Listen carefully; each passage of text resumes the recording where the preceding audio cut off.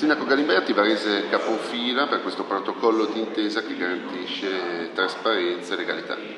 Sì, una delle prime iniziative in Lombardia, anche altri enti locali si stanno strutturando per addivenire a questo protocollo che garantisce una maggiore efficacia nell'attuazione e nella messa a terra dei fondi del PNRR e nella trasformazione delle nostre città, dei nostri territori.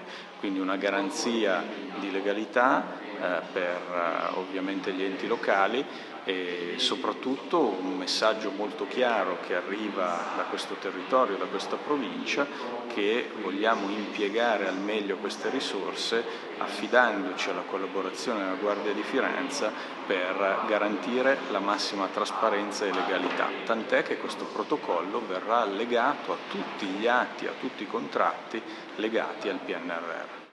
Spesso ha espresso qualche perplessità sui tempi, i vincoli e i passaggi del piano nazionale. Questo protocollo d'intesa la conforta, la incoraggia? Sì, molto, mi dà più sicurezza. Noi responsabilità ne abbiamo sempre tante, ma in questo caso ci vengono incontro. Il corpo della Guardia di Finanza è un corpo importantissimo per la legalità. Noi abbiamo bisogno, considerati tanti fondi che arrivano sul territorio, che si vengano spesi bene e quindi che le imprese che partecipano ai bandi siano imprese oneste, chiamiamole così.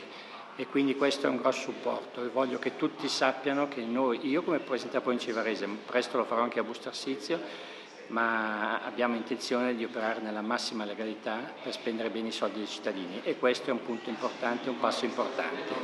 Lei ovviamente auspica che tanti altri comuni del Varesotto le vengano dietro. Sì, io lo spero proprio. Chiaramente anche il corpo della Guardia di Finanza ha i suoi limiti e quindi però sono certo, loro lo fanno già usualmente questo lavoro, quindi sono certo che la prima cosa che faremo oggi è mandare a circolare a tutti i comuni con il protocollo d'intesa in modo che tutti ne siano a conoscenza e chi vuole partecipare e sono convinto che in provincia di Varese parteciperanno tutti e possono siglare anche loro questo accordo.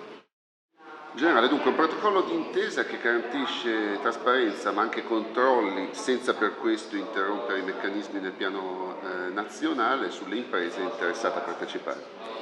Il protocollo rappresenta un accordo tra la Guardia di Finanza e gli amministratori locali. La Guardia di Finanza si muove quindi in una chiave preventiva che tende a anticipare la situazione di rischio, pertanto andrà anche a incidere sui tempi di esecuzione dei progetti perché contestualmente all'avanzare del progetto ci saranno le attività di verifica e di ispezione. Ecco, più tecnicamente che cosa succederà? Vi avvarete delle tecnologie di nuova generazione per poter interloquire a distanza, senza per questo disturbare i processi, con le imprese e i privati della situazione?